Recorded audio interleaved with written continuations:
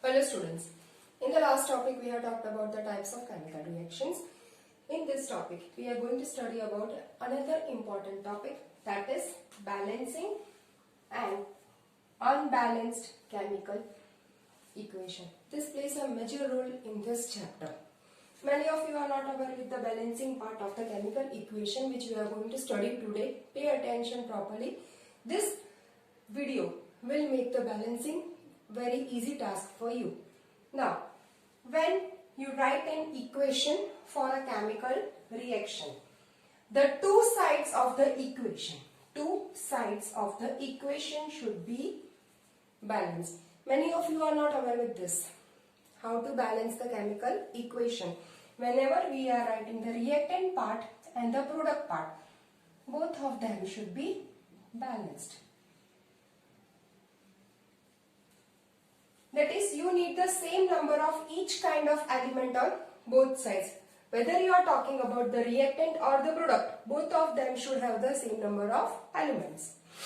In order to balance an unbalanced chemical equation, one need to follow the following stepwise procedure. Now we are moving on to the stepwise procedure by which you will be able to balance the equation.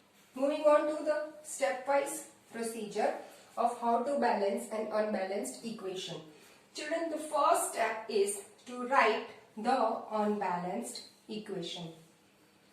The equation that we are supposed to balance, or which we can say which is the unbalanced equation, we are supposed to write that equation first. This is our very first step. The first step in the procedure of balancing the chemical equation is to write the unbalanced equation carefully. The example, Fe plus O2 gives Fe2O3. Students, keep this thing in mind. This is our unbalanced equation. Just to write down the unbalanced equation is our first step. Now moving to the second step, that is list the number of atoms. Our second step is to list the number of atoms. The second step is to list the number of atoms carefully for both the sides. Our example is Fe plus O2 gives Fe2O3. Considering the reactant, we are having one Fe, 2 O. Similarly, on the product side, we are again having 2 Fe, 3 O. So our second step is to just list the number of atoms. Now moving to the third step, that is adding coefficient to both the sides. Third step is to add the coefficient. While balancing equation, one should never change the subscript. We are not going to make any change in the subscript of the equation, but we are going to add the coefficient. Moving on to the example 2H2O. 2H2O means 2 times the water molecule. H2O is water, that is 4 hydrogen. 2H2 means 4 hydrogen and 2 oxygen means 2 oxygen. No coefficient shows there is only one molecule. Students, as we are having 2 over here, it is known as the coefficient. If in place of 2, if we are writing only H2O, that means it is a single molecule. Now, moving on to the fourth step, that is balancing the atoms. We are going to balance the atoms now. Taking our old example, in the example Fe plus O2 gives Fe2O3. We are going to balance the atoms. Ion, Fe means ion, is present in one reactant and one product. As you can see, Fe is present over reactant as well as product. So, balance it first. First we are going to balance the ion because according to the rule, first we are going to balance the element that is present afterwards we will balance either hydrogen or oxygen. So 1 Fe on left and 2 Fe on right. Considering this equation, we are having 1 Fe, Fe2. So here it is 1, here 2. 1 Fe on left and 2 Fe on right. So putting 2 Fe on left would work. Let us say if we put 2 over here on the left side, will it work or not? Now, if we write 2 into 1 Fe and here if we write Fe2. On inspection, we know that we have to discard a coefficient of 2 for some higher number. Instead of 2, we are going to move on to some higher number. Now, let us put 4 Fe in place of 2. Now we are moving on to 4. So, our result will be 4 Fe plus O2. Here it will become 2 Fe2O3. Iron is balanced with 4 atoms on each side of equation.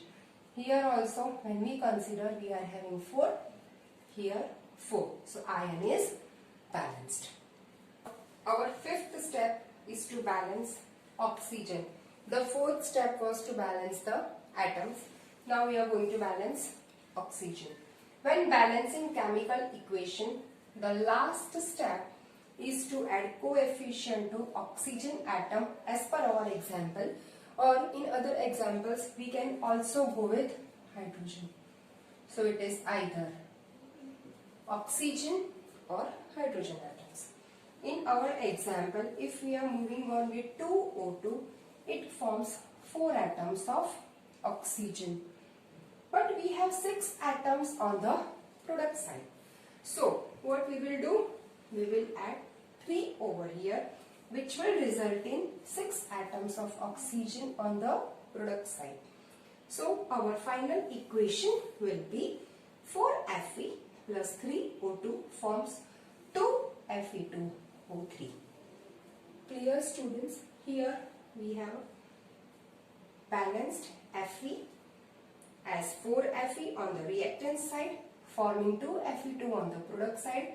Similarly, we have balanced oxygen, 3 O2 on the reactant side to 2 O3 on the product side. Now last comes our sixth step, that is the final count. You have to count the total number of atoms of elements on both the sides of the equation, whether it is reactant or product. And if both of them are same, then we can say that our equation is balanced.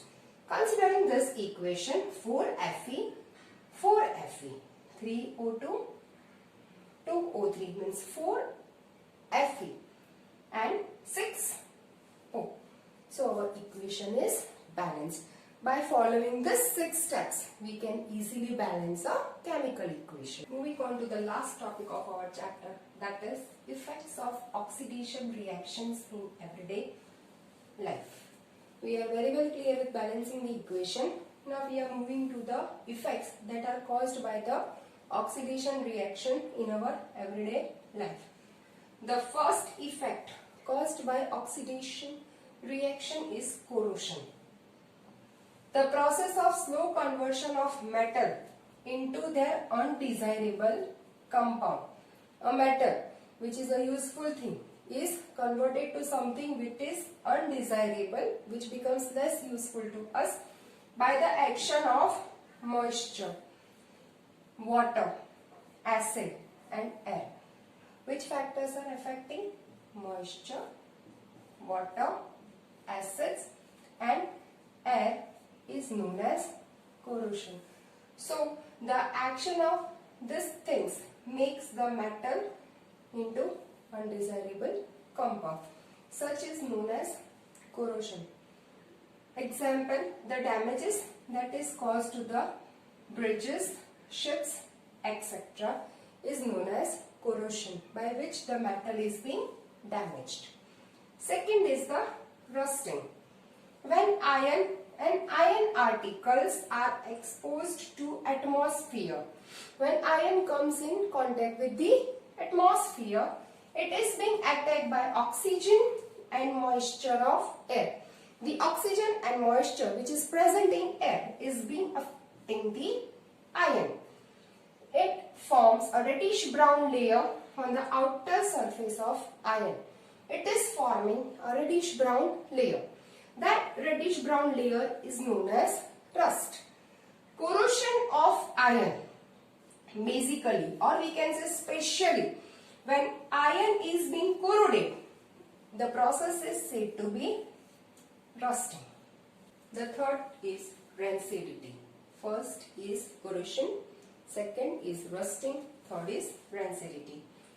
When food items cooked in oils and fat, we are talking about the food items that are being cooked in oil, when they are exposed to air and are unprotected, they give an unpleasant smell. Sometimes we find the packets containing an unpleasant smell. They are said to be rancid. Food items, when they are having unpleasant smell, are said to be rancid, and this phenomenon is called rancidity. Unpleasant smelling cooked food packets which are cooked in oils are said to be rancid, and the phenomenon is said to be rancidity. There are some preventions which can be taken to avoid the rancidity. The first is by vacuum packing. If we are going to the option by vacuum packing, the food packets that are being vacuum packed are free from unpleasant smell. The second one is by replacing the normal air to the nitrogen, which keeps the food item fresh for a longer time. Other more preventions are there, but commonly we can opt for this. Now this finishes our first chapter. Thank you students for watching my video. Please subscribe my channel to get latest update related to other topics of science. Thank you.